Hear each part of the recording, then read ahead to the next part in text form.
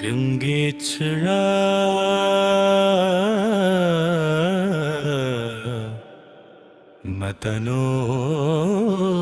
मतनोत्कटः करमदग्राही स्फुरन् माधवा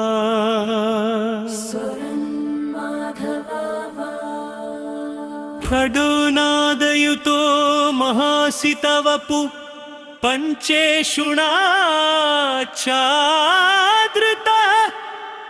सत्पक्षः सुमनो वनेषु स पुनः साक्षान्मदीये मनो राजीवे भर्मराधिपो विहरतां श्रीशैलवासी विभू कारुण्यामृतवर्षिणं घनविपद्ग्रीष्मचिदकर्मथं विद्यासस्य फलोदयाय सुमनः संसेव्यमिच्छाकृतिम्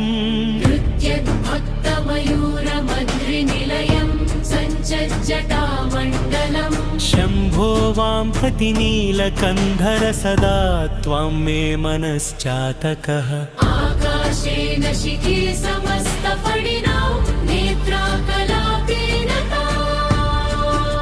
नुद्राहि प्रणवोपदेशनिनदैः के कीर्तियो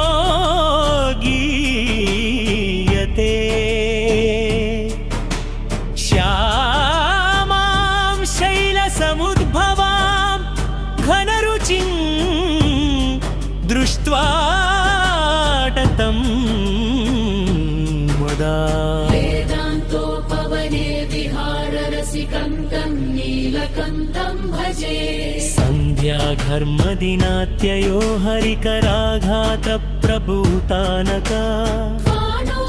वाणोवारितगर्जितं निविशतं दृष्टिच्छटा चञ्चला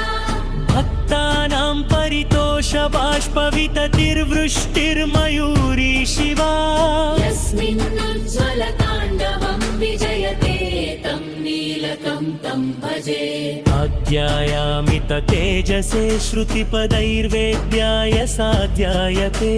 विद्यानन्दमयात्मने त्रिजगतः संरक्षणोद्योगिने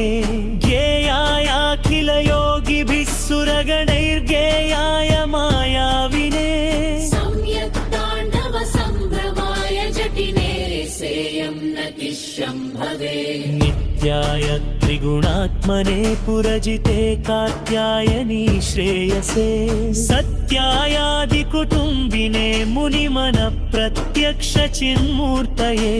मायासृष्टजगत्त्रयाय सकलाम्नायान्तसञ्चारिणे सायं ताण्डव सम्भ्रमाय जटिने सेयं नतिशम्भवे नित्यं सोदरपोषणाय सकलानुद्दिश्य वित्ताशया व्यर्थं पर्यटनं करोमि भवतः सेवां न जाने विभो मज जन्मान्तर पुण्यपाकबलतस्त्वं सर्वान्तर स्तिष्ठस्येव हितेन वा पशुपते ते रक्षणीयोऽस्म्यहम् एको वारिजबान्धवक्षितिनभो व्याप्तं तमो मण्डलम् भित्त्वा लोचनगोचरोरपि भवति त्वं कोटिसूर्यप्रभः वेद्यः किन्न भवस्य हो घनतरं कीदृग्भवेन्मत्तमः तत्सर्वं व्यपनीय मे पशुपते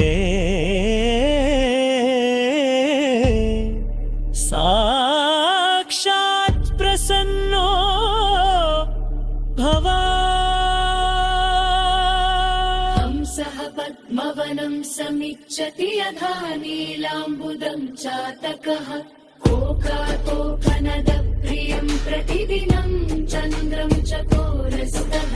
चेतो वां अतिमामकं पशुपते चिन्मात्ररूप्यं विभो गौरीनाथ भवत्पदाब्जयुगलं कैवलय सौख्यप्रदम् रोधस्थो यः हृतः श्रमेण पथिकशायां तरुर्वृष्टत्